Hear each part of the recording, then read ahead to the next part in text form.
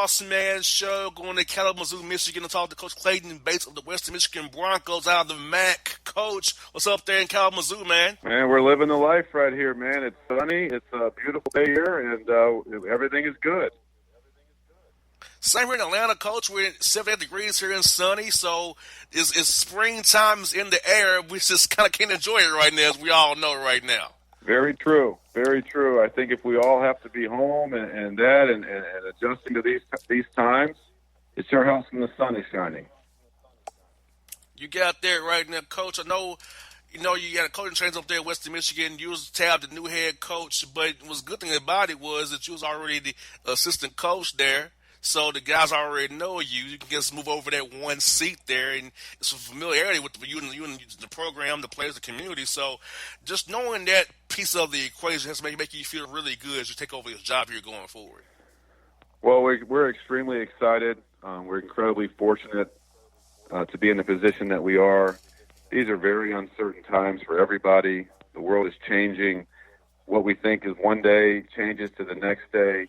And that's really difficult for all of us to deal with. Then you factor in 18 to 22-year-old young men. They're away from home. We're sent home from school, everything to be done online. There's a coaching change. I think the stability, hopefully, that myself and a couple of our staff members that stayed on with me, I think the stability that we added, that we can bring, the familiarity, and hopefully add to these times right now. Hopefully we can settle them. We have, the connections. We know mom and dad. We know the coaches that are involved in their lives. We know their background. We know their recruitment. It's deeper than just, hey, they just got here. It's a close relationship. And the thing we've tried to do is reach out to all of our players and all of our players' parents and let them know that we're here, we're available. Anything we can do to help make them and their sons more comfortable, that's what we want to do. And, Coach, I know it has to be weird. We're trying to recruit new young men to the program via FaceTime and Zoom or group FaceTime and talking to your team via Zoom and FaceTime. I can only imagine you taking over this job, becoming the head coach now in this time where you can't really be in someone's face. You can't see them face to face because I usually get more out of somebody when you're in their face. So that has to be tough day in the personal relationship that you want to have with your players and your team and community. You can't have it right now. It has to be tough as you're trying to build this program with your stamp on it now going forward. It's a unique time for everybody in the world right now. You're absolutely right about that. I think the familiarity with our team, we had 11 guys coming back, so there was obviously a connection. We have utilized Zoom and FaceTime and all that. The thing we've talked about is that none of us are going through this alone. We're all in this together. We've got our friends. We've got our family, each other. We obviously utilize the Zoom or the different model, different ways to do this. That's great. I think it brings us closer together. It's not ideal. We wish we were all together. We wish we were all here. But this is the hand we were dealt. From a recruiting standpoint, it makes it unique for sure. Obviously, you love sitting down face to face, looking each other in the eye, talking about things. You just don't have that same connection. But we're working through it. Obviously, we're using the things that we've talked about. We have to be creative. You can't just do the same thing. You just can't try to do the same thing that everyone else is doing. But on the other side of the coin is these are the rules. Everyone's having to do the same thing. Everybody's having to recruit the same way. So it's not an advantage or a disadvantage for us compared to people or young men that we're already recruiting. We just have to be creative. We have to find a way. We have to make sure there's still a connection. And if anything, we've got to do even more research and spend more time communicating to make sure we're all on the same page for it to work for us, the young man, and his family in terms of making his college decision. And, Coach, for you becoming a head coach, assistant for a long time, so how do you feel it's going to be for making a suggestion now to it actually being your call now rather than saying, hey, Coach, maybe we can do this, maybe we can do this. You all these great ideas. Now you're all the man with the idea. Stop it and decide, okay, this is the way it's going to be going forward no matter what. Well, for sure. This is our direction going forward. For sure. That's a good point. I think the thing we've really tried to emphasize with the team, and I know that I have drilled home with them, is a belief in our program. I'm in charge, but this is not my program. This is everyone in the program's program. Every player, every coach, a strength coach, a manager, anyone involved in this, we all have ownership. We all have ownership in what we're doing. We all have ownership in our success. It's a very shared thing. Obviously, at the end of the day, someone's got to make a decision. But I want input. I want input from our players. I want input on things they like, they don't like. I want input from our staff. I don't ask our staff to agree with me. I ask them to give me their honest opinion. We can debate it. We can bat it back and forth. But at the end of the day, we all have to be on the same page. Sometimes you win a battle. Sometimes you lose a battle. Sometimes we all agree. Sometimes we all disagree, and those times make it really easy. But the thing of it is we make a decision.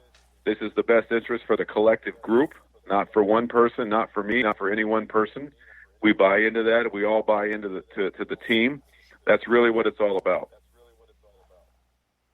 And coach, also on the point on that as well is that I know when I was wanting to become a main host myself, that I kind of prepared as if I was the main co-host. I was kind of prepared. I was the main host. I wasn't. I would think in my head like I would do this or do that or do this differently here. So how did you in your head prepare yourself in your mind when you was an assistant coach to say, hey, if this time I play, I may have done this or sub this guy in this different time I played this guy more minutes. So how, as you prepare yourself in your head to build a staff in your mind, you become a head coach. So how did you do that for yourself? Can you prepare yourself for this opportunity now? Just present yourself with you right now. I think one of the things I've learned is I think when you are an assistant coach, you make suggestions and you make those suggestions and you can maybe take some of the emotion out of it because you're just making a suggestion that you feel right just for you. Sometimes that can happen, or maybe you don't look at things from as wide a lens. I think when you're the head coach, you've got to look at things and make a decision that benefits everybody, what we can get the absolute most out of. And so you look at it a little bit differently. I know, from my time since I've been named head coach, you obviously have to make a lot of decisions. But you need people around you who are smart, who have imagination, who are willing to come up with their own ideas, who are willing to present their own ideas. No idea is too bad, no idea is too good. We throw it all out there, and I think the thing that we've tried to really establish quickly here, it doesn't matter who gets the credit. It doesn't matter who came up with the idea. It matters that we have the right idea. And I think that's something our guys are buying into. Now, I'm not saying it didn't go on in the past. I'm just saying that that's something that's really important to me and that everybody feels a shared ownership of our group. And recruiting-wise, Coach, you're going to try to target some high school seniors, JUCO guys, transfer guys, a grad transfer guy. You want to stay a little bit older there because, or you're a national guy or a prep school guy. I don't go any way you want to. But main thing is trying to build sustainability with your program. How do you see yourself going about doing that here going forward? I think you win with really good players. I think it's our responsibility to look at all options. I think you can look at all those guys you just mentioned, whether they're a high school young man or a junior college or a transfer or anywhere in there. I think you need to look at all options. I think it's always evolving. The term we use is our roster is a working document. It can always change. It can always be added. It can always be tweaked. You never know what's going to happen next, whether it's a transfer or an injury. You just don't know.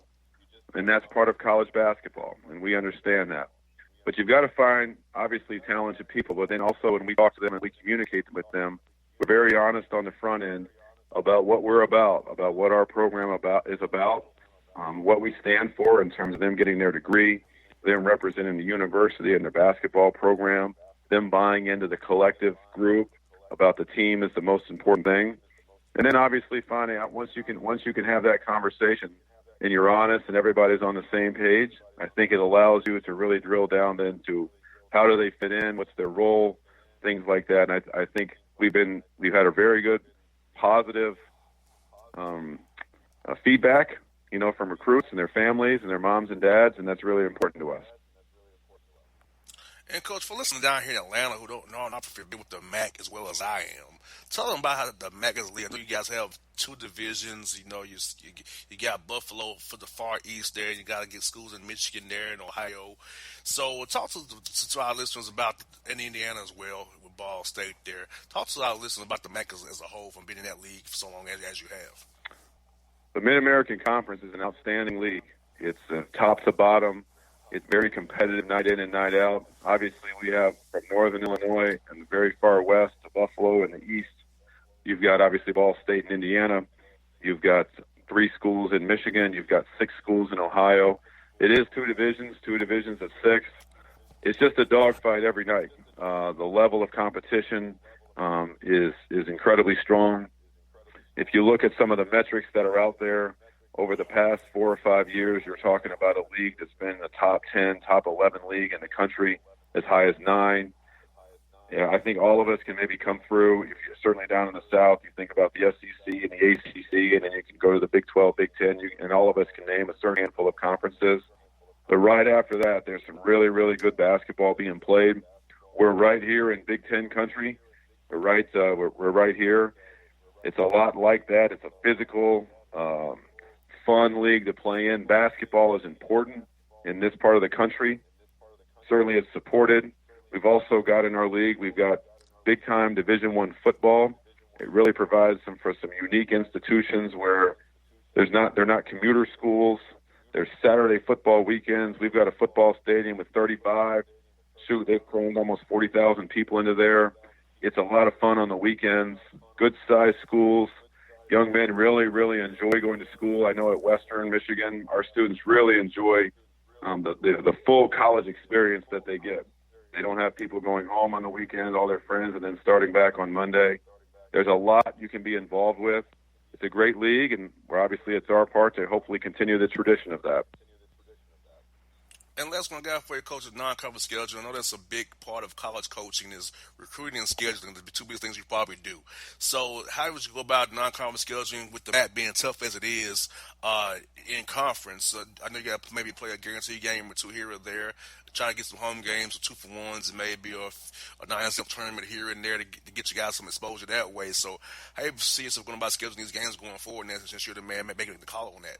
I think good players want to play against other good players. I think they do. I think our guys, for the last 4 years, we have played a team that appeared in the previous year's Final Four. So we've played over the last 4 years Michigan, Villanova, South Carolina, Michigan State. We love those games. Our guys love those games. You want to measure yourself. You want to put yourself up against really good teams in the top competition. Our guys really get up for that. Our fans really like it. We enjoy it. Our guys want to play a really tough schedule. You obviously have to find the right balance between home games and road games, and that's important. But playing good people, playing good competition, 2 things. One, our guys really buy into it. It's a great thing for them. But secondly, it prepares us for a tough Mid-American Conference schedule, and hopefully put those 2 together, and you put together a great schedule that our guys really are excited about.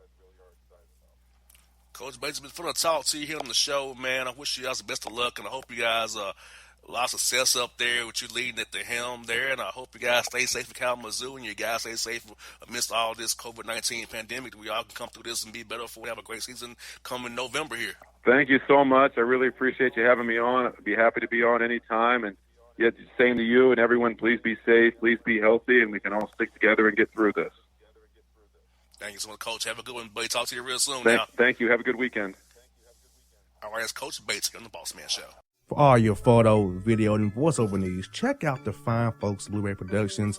They will take good care of you. If you don't believe me, you can see for yourself. Check out their work at blueberryproductions.tv, the Facebook page, Blueberry Productions, also a Vimeo page, a YouTube page, and it's Blueberry, BLUBERRY, Prod on Twitter. Check them out today. Blueberry Productions, great people, great work, great service. Hey there, your yard took a real beating this summer. Luckily, Scott's Turf Builder Winter Guard has your back. Just feed your grass with Scott's again this fall when the air is cool and the soil is warm. It's the perfect time to give your lawn a boost. If you do, Winter Guard will give your yard the nourishment it needs to help weak, thin grass recover and support root growth, giving you a greener, more resilient lawn both now and next spring. Guaranteed. Grab a bag of Scott's Turf Builder Winter Guard today. You'll be back to barbecuing in no time. This is a Scott's Yard. Hey parents, we all try to be extra careful with our children in the car, but then we get an important call or text. Remember, our children are watching. Make every drive a good example. Be in the zone. Turn off your phone. Visit childrenshospital.vanderbilt.org/BITZ to learn more about our Teen Driver Safety Program. Brought to you by Monroe Carroll Jr. Children's Hospital at Vanderbilt, the Ford Motor Company Fund, and the Allstate Foundation. Hello, my name is Travis Williams, President and CEO of Academics and Athletic Consulting, focusing on educating and empowering tomorrow's collegiate athletic leaders. My passion is for the education and genuine concern and care for today's student athlete. It's the centerpiece of my life's work. A college education, both in and out of the classroom, is a truly rewarding benefit. For more information on AAC, you can go to www.academicsandathleticsconsulting.com. Once again, www.academicsandathleticsconsulting.com. Or you can follow me on Facebook at Academics and Athletic Consulting, or Twitter at Coach TWill24, or Instagram Travis L. Williams 24. Or you can call me at 404-542-6079. Once again, AAC is very proud to partner with J.R. McHenry of the Bossman Radio Show, covering sports and entertainment across the country. Please tune in weekly for informative, entertaining, and expert analysis on today's sports and entertainment topics. Thank you. Folks, back on the Bossman Show, as you are requested, we're back with it, the JC Sports Report. We've gone to Memphis, tell my man, the 901, where they're shelter in place in quarantine as well. JC Smith, what's good, bruh? Boss, what's happening with you, man? Hope you taking care of yourself where you at, man. Washing your hands and, self-quarantine and all that good stuff, man. Yeah, bruh, I have become a Netflix champion, bruh. I've learned about new movies, new documentaries. I've kind of become a hermit almost. I've kind of been in the house. I don't go nowhere, but I work from home, and I just don't do that anymore, bruh. Man, that's me, bro. Yeah, I watch everything on Netflix, man. What's next? What's next after Netflix? Yeah. I was texting out the air, bro, like crazy. We hung out March the 7th, and come March 14th, the world had changed on the whole week. Yeah, man, it was all good about 3 weeks ago, man, and then everything's kind of flipped, man, especially after Rudy Gobert caught the COVID, and then after that, man, it was a wrap. Yeah, it was on my birthday, Hawks versus Knicks. I'm at the arena, and I get this message talking about he's getting suspended. I'm like, suspended? I'm like, what? Suspended? Yeah, man. And it all went down from there on my birthday, so I never forget my birthday where season got suspended on my birthday, man. So I cannot forget that at all. So I guess I got to enjoy my birthday in Memphis. I ain't to celebrate nothing else, but in Memphis, with you after the game, because I didn't do nothing else but my birthday. It is, man. It's crazy, man. Bruh, so we had a lot going on in the world of sports, race-wise in the NFL, and Amari Cooper signed for 5 years, $100 million, which was really a 2-year, $40 million contract with 3 options for the Cowboys. $20 million is whether they don't keep him or not. So, what are your thoughts on Amari Cooper taking less money from the Redskins, offered him to come stay with Dallas and be their number one receiver, be one of their triplets they want to have reincarnated with him, Dak, and Zeke Elliott in the backfield? I think it's one of those situations that kind of worked out for both parties, man. Cowboys being in a situation where they traded for him and gave up the first round pick, about a year or two ago. They had no choice but to give Amari that money, man, because you can't give up a first round pick for a guy, and not, and just let him go, for practically nothing, man. You gave up a first-round pick, you know what I'm saying? So you had to kind of go ahead and spend that money. And then when you look at Amari, on his side, I think from day one, when the Cowboys did that, I think he had a sense of loyalty towards Jerry Jones and the Cowboys after that move to bring him to Dallas. And I think, Amari, even before it, the beginning of last season, I remember he talked about, his desire to stay in Dallas and everything, man. So, and then, yeah, you can go to the Redskins for more money, but, you're not going to a better situation. You're not going to a better team. Redskins team that's rebuilding right now, a few years away from really being able to contend, as far as the division. So why not, stick it out in Dallas while you still have that window to win games and make the playoffs? And like I said, I think it's a deal that's going to work out for both parties. And I know you're going to touch on Rex Ryan's comments also there towards Amari Cooper. And the thing is, Rex Ryan, it's fair criticism. Amari Cooper, like I said, he's shown up, in games where, the competition wasn't that great or wasn't that much on the line. He puts up big numbers in those games, but he has yet to really show that he can do it, when it matters the most. And, I hope that Amari can look at the criticism that Rex Ryan, threw at him, and he can use that as motivation going towards next season and try to prove all his critics, all his doubters wrong. I hear that, and the Cowboys still have not worked out a deal with Dak Prescott. I thought it's getting more expensive every day. They put the exclusive tag on him. Dak wants a 4-year deal for what we're hearing, and the Cowboys want a 5-year deal. What are your thoughts on the haggling with Dak and the Cowboys? Seems like he wants one of those $35 billion deals or $4 billion, so like 4 years and 140. I don't know how much guaranteed he wants out of that 4 years, 140. But do you see Dak as $35 million a year, the Russell Wilson contract, but in real money, not new money? Right. And with that situation, I think something's going to get done before that July 15th deadline there. And also in regards to that, the Cowboys have a long history of signing, their top guys to long-term deals. They like to, sign guys to 5-year deals so they can spread that money out throughout the salary cap throughout the years on the deal. So that's why they're, definitely pushing for a 5-year deal. And Dak wants a 4-year deal so he can, test free agency again, while he's maybe, just reaching 30, 31 years old at the time that the deal will be done. So I think at the end of the day, man, he's going to get $35 million a year. He's going to get Russell Wilson money. It's just a matter of years at this point. But I think the deal's going to get done. I don't see Dak going into next season playing on a franchise tag. I just don't see that happening. I think something's going to get done, but it's going to be close to that deadline. Jerry Jones, he's all about suspense. He's going to, make you weigh it out, the drama and everything as far as that goes. But I think at the end of the day, a deal gets done, man. Dak is going to end up with maybe a 4-year deal if that's what he wants. They'll work something out as far as a 4-year deal, or they'll do a 5-year deal. But something's going to get done before that franchise tag deadline. I noticed a lot of Dallas Cowboy defenders went to the Oakland Raiders, following Rob Marinelli out there, man. So the Raiders now Cowboys West now, I see, on defense at least.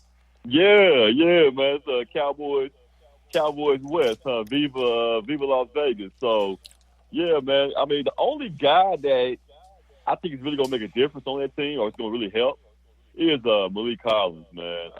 But Jason Witten and Jeff Heath, yeah, I'm not seeing. Maybe Jeff Heath on special teams, but I think Heath has he hasn't really been exposed.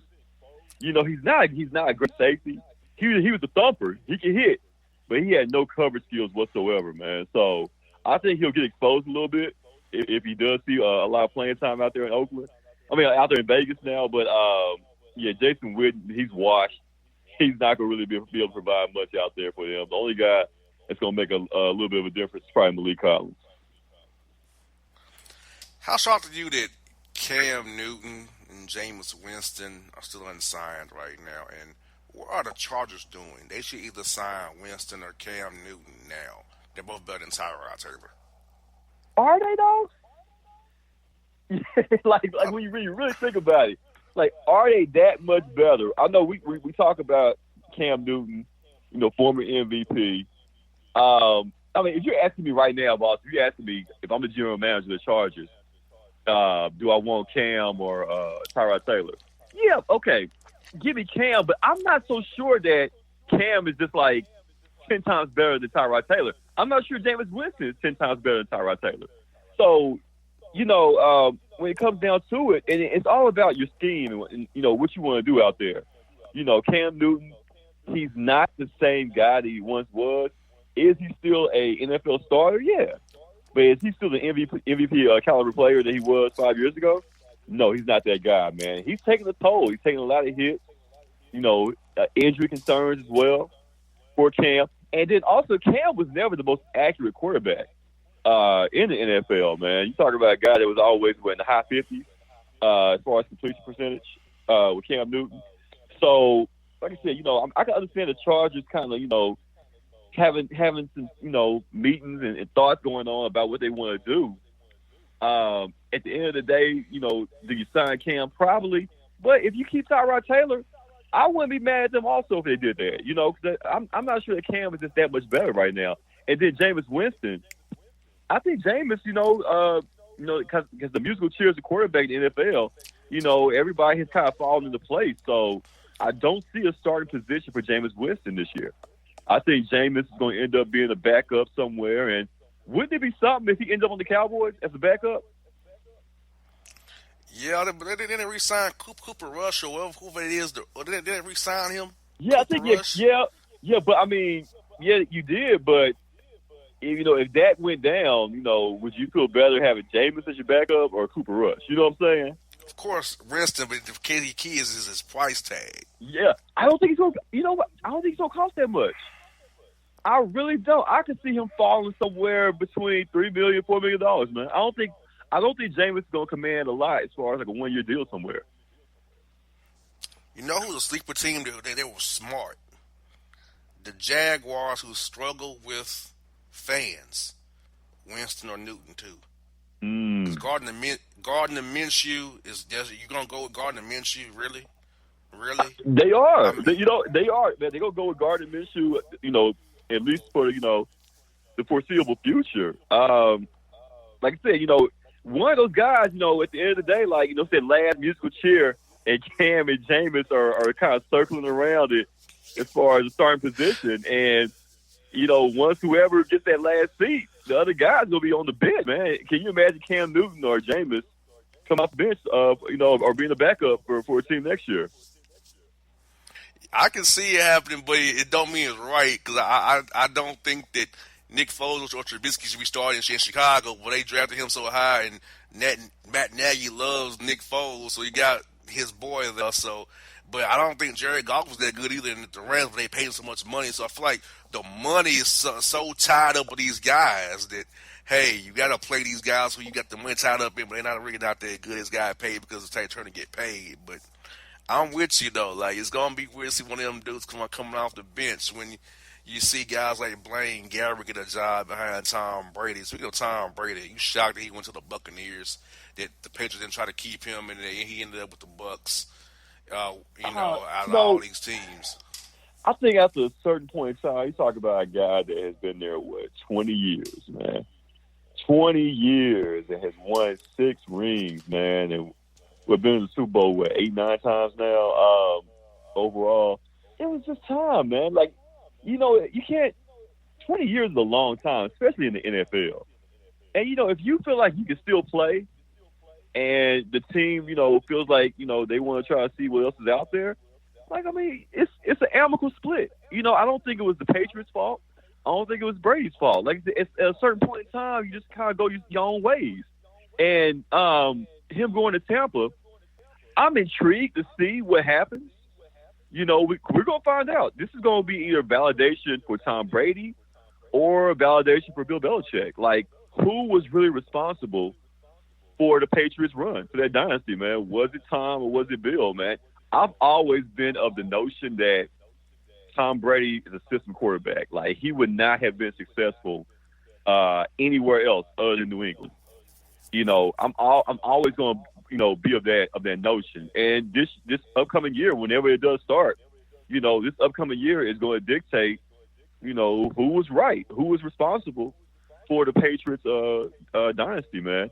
And I think when it's all said and done, I think people are gonna realize that it was Bill Belichick. Tom Brady is a great player, but if Belichick wasn't there, I don't think Tom Brady would have had that same success, man. I hear that. Now, also, we're going to hit this before we get out of here, man, is Trey Young. He's bad again. The story leaked today, bro, about Trey Young discontent with Lloyd Pearson. And my thing is this, bro, why do you leak this during the pandemic? Why? Right. Like, why? Yeah. He's not trying to hold you accountable. Just play defense and pass the ball to your teammates. I mean, we're not going to win anyway. So what's your deal? Like, this has been going on all year long.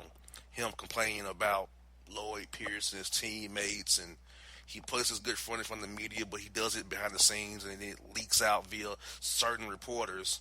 And I'm like, come on, man. What are your thoughts about this, man?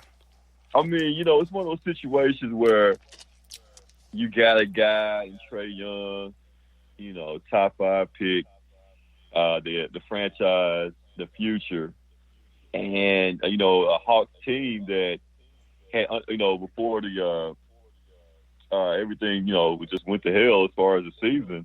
You talk about a Hawks team that was underachieving. A lot of people, and this, you being there, boss.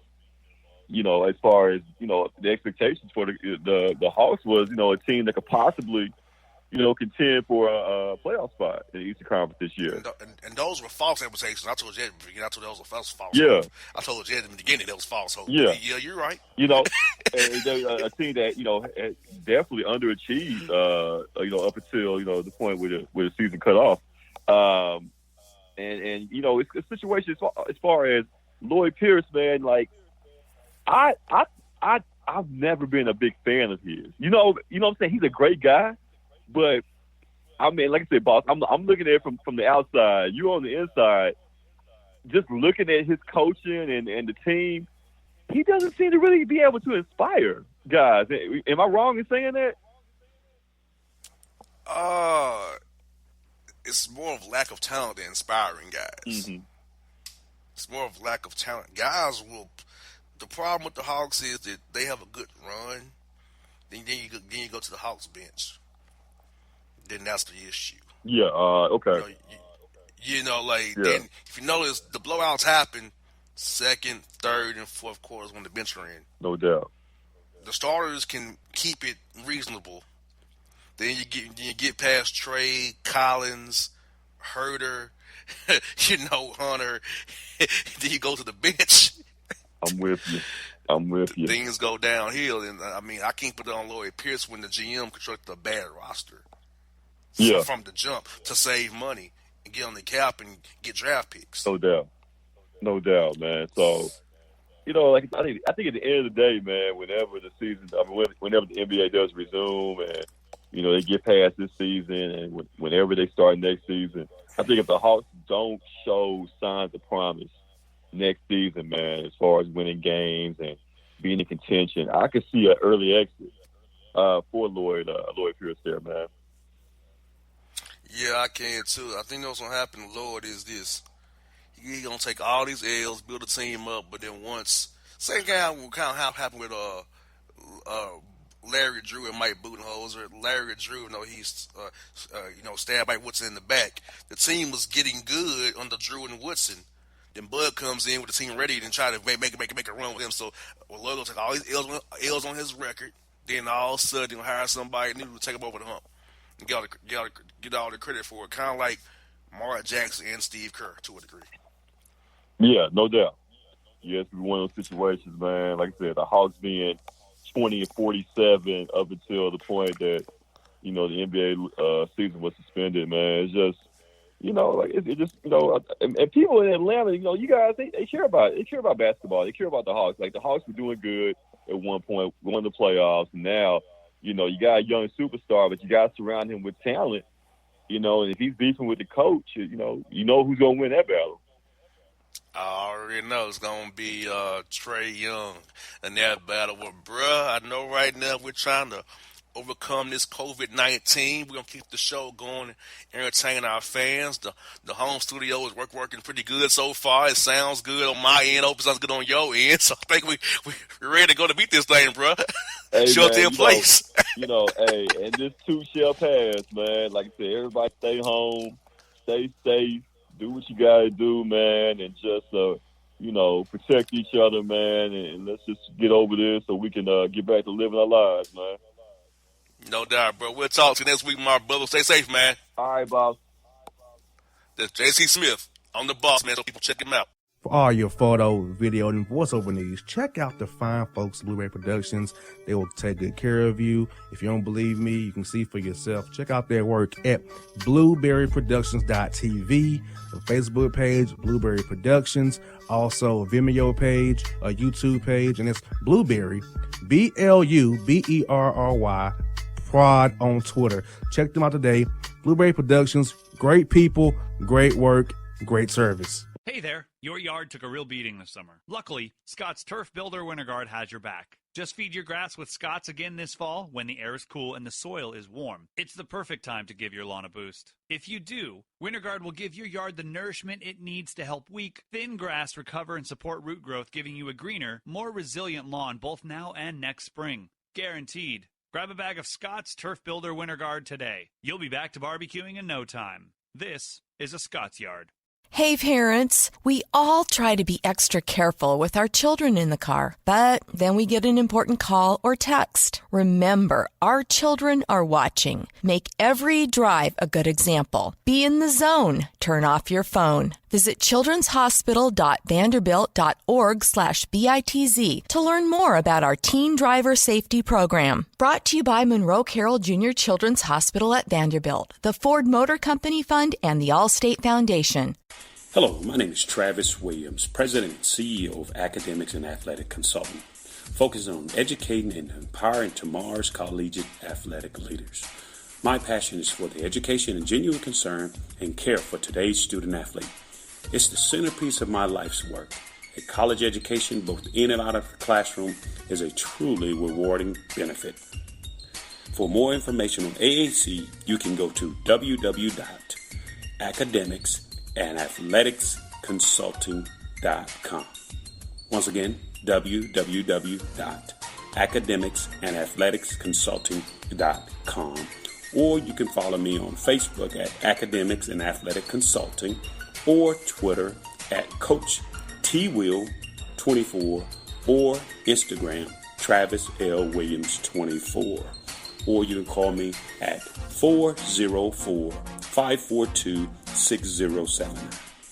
Once again, AAC is very proud to partner with J.R. McHenry of the Bossman Radio Show, covering sports and entertainment across the country. Please tune in weekly for informative, entertaining, and expert analysis on today's sports and entertainment topics. Thank you. Hip-hop fans, I got a great album for you. The debut album from Family Grind ENT, True Speech and 313 Fresh. We're going to give you 2 discs, 33 songs of pure, genuine hip-hop. Albums available on iTunes, Amazon, Google Play, illstreetrex.com, and streaming live right now on Rhapsody, Beats Music, Spotify, Xbox Music, Slacker Radio, and SoundCloud.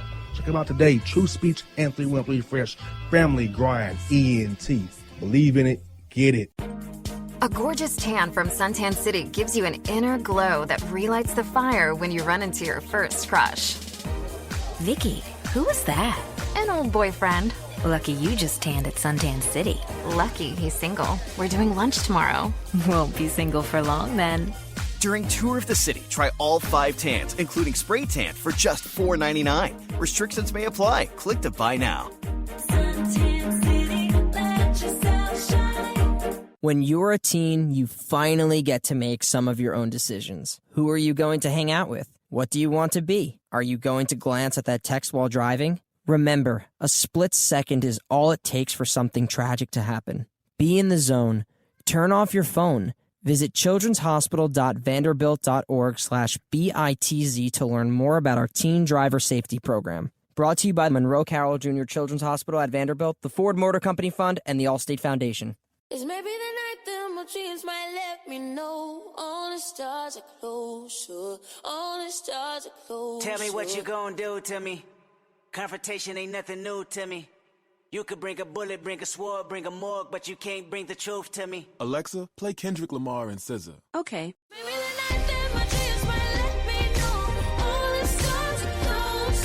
With Amazon Music, a voice is all you need. Get tens of millions of songs. Download the Amazon Music app today.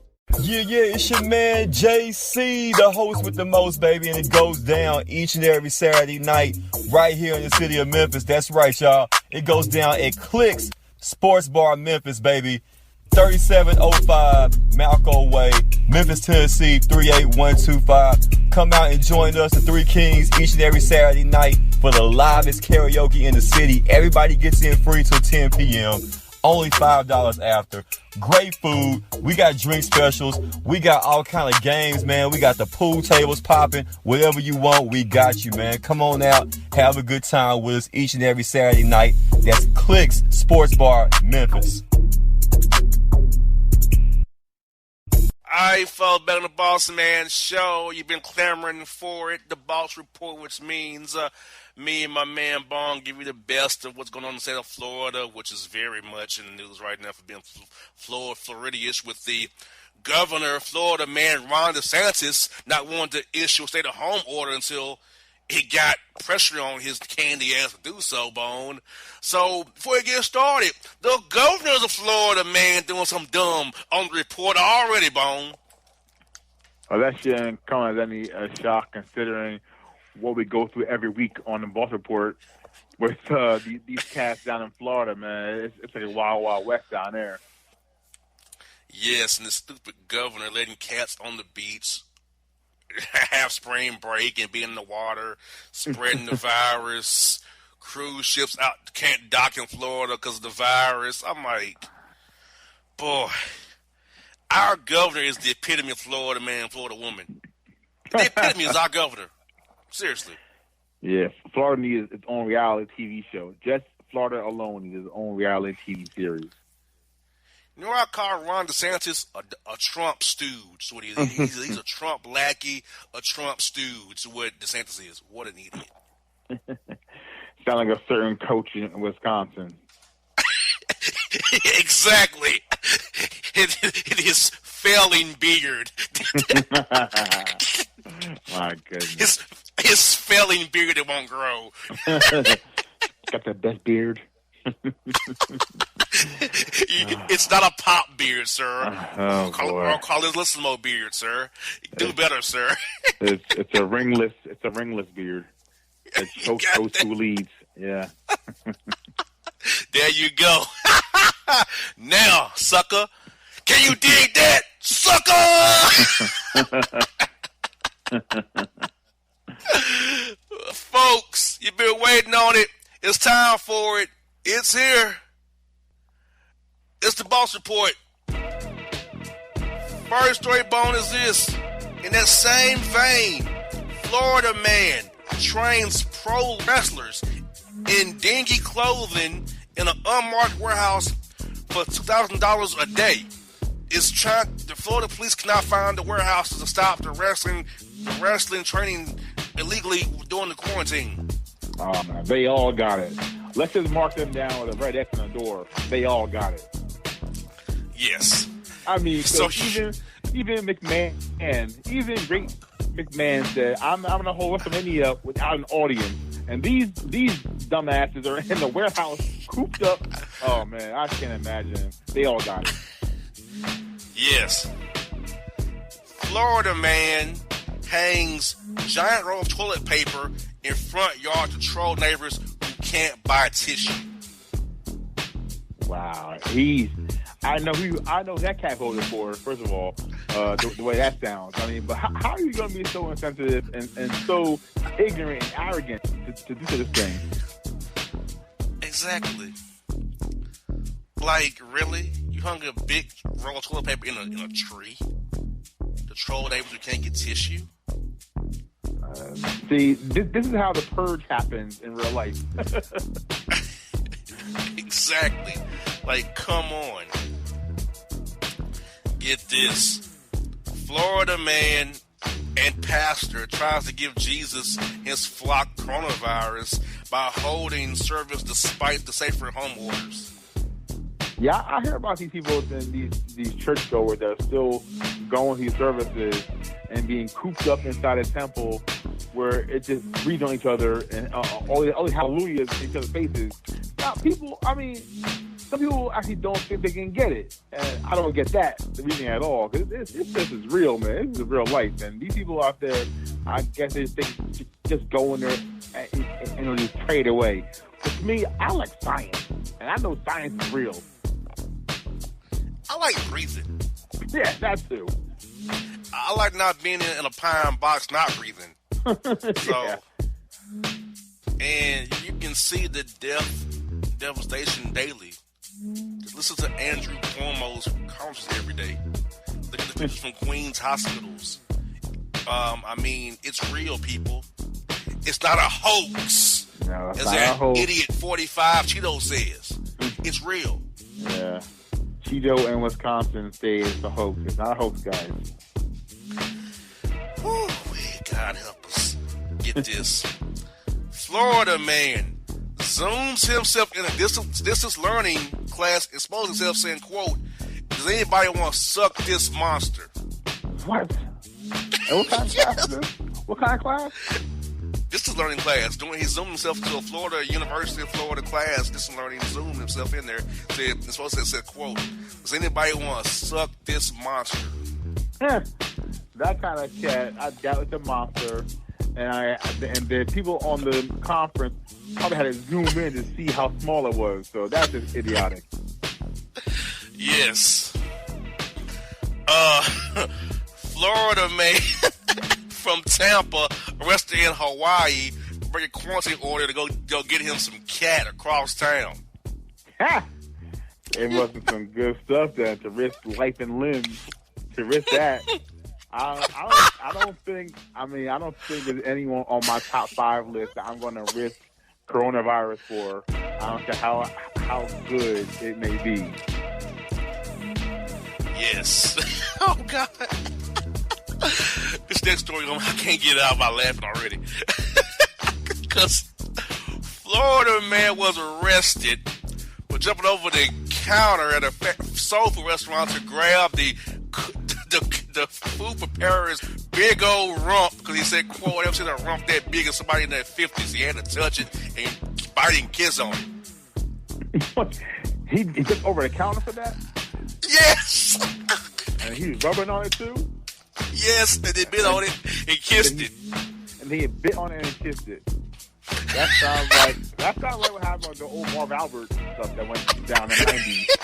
I don't know, man. Again, I'm not risking my sanitation for anyone. I mean, I don't know how big and rump it is. I'm not risking myself for that. I don't think. My man hopped the counter to grab that booty. He went like Mr. Hazard. He jumped over the counter like Mr. Hazard did over the car. Oh man, that's a serious rump. And he said it was 50-year-old rump, huh? So it was aged nicely. It was aged nicely. Yes. Yeah. And he was one of us too, brother. Yeah, well, of course, because it was rump. Of course. Oh, man. Okay. Florida man's government council meeting ends abruptly after one of the members moons the camera and releases some gas from their ass. Oh, see, now I know that's not our ilk. Because our of ilk, course not. Yeah, because it's funny because our ilk, we love the rump, but we're not mooning anyone. So I know it's for sure that's not of our people. Yeah. Oh, God. God. Why, people? Why? Oh, goodness. This story's even funnier. Florida man sparks 10-acre forest fire at gender reveal by releasing explosives to celebrate having a boy.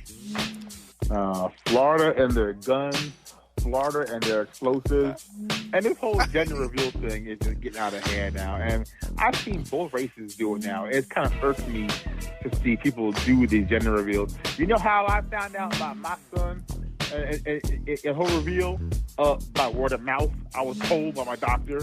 So I don't understand all these parties they have with these people, and they get sillier and dumber by the moment.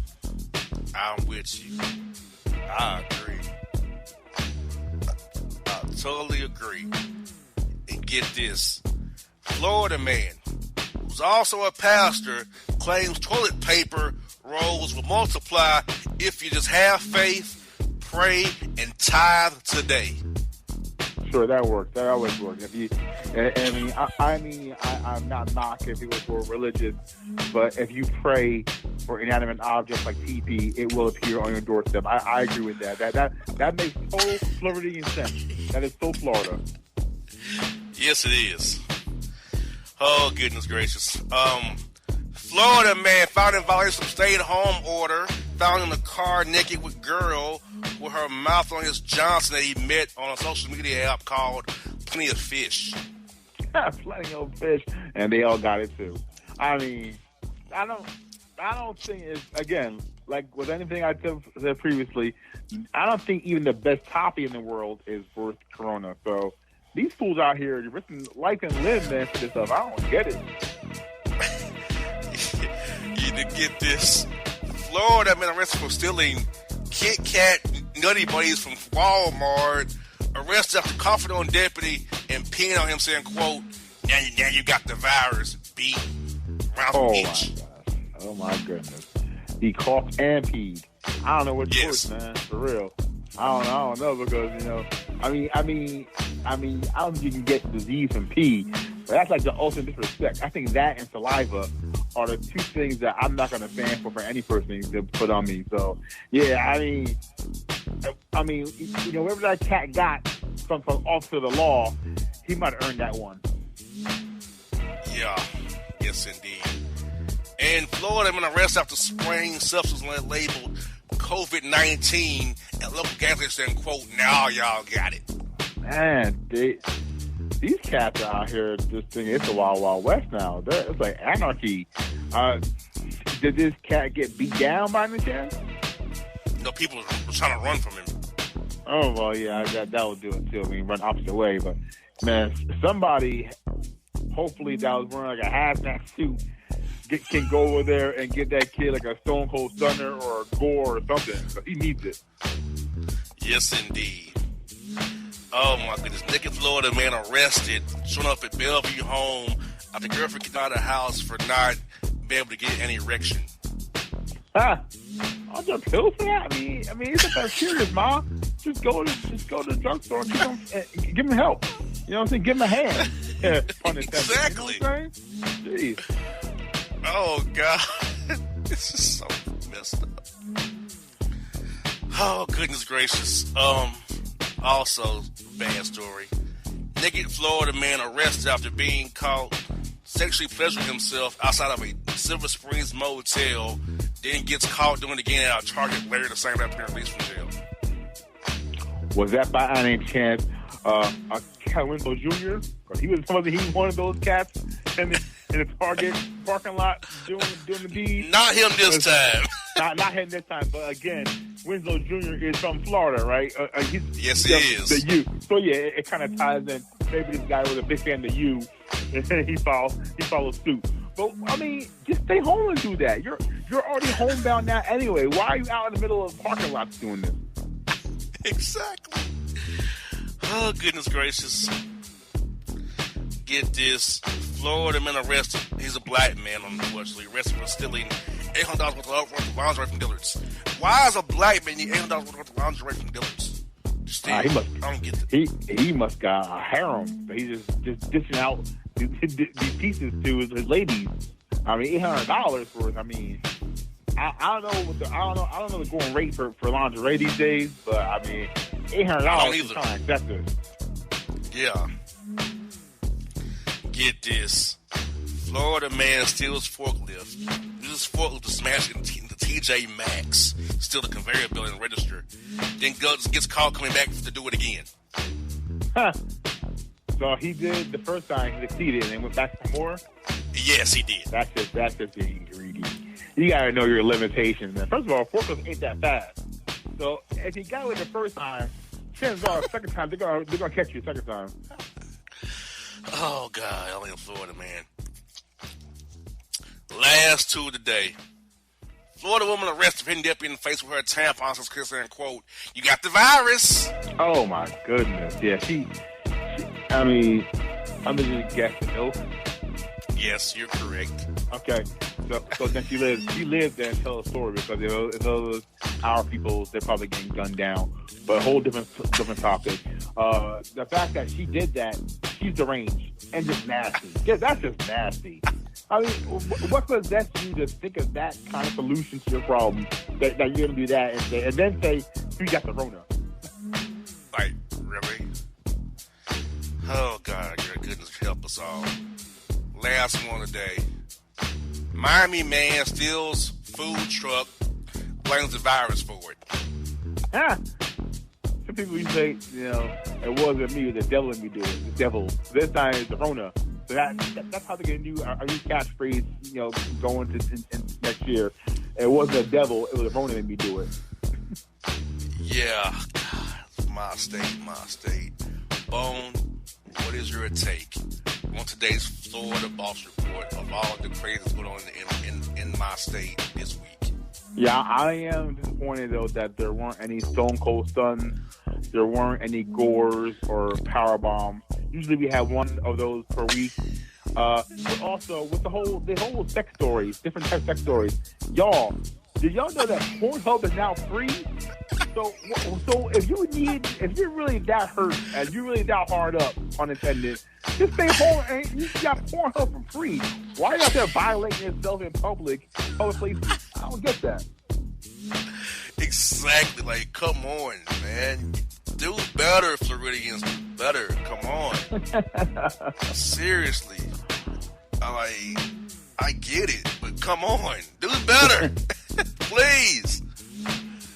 Oh, God. Well, folks, that's the Boss Report this week on the Bossman Show, Boss and Bone. Check us out.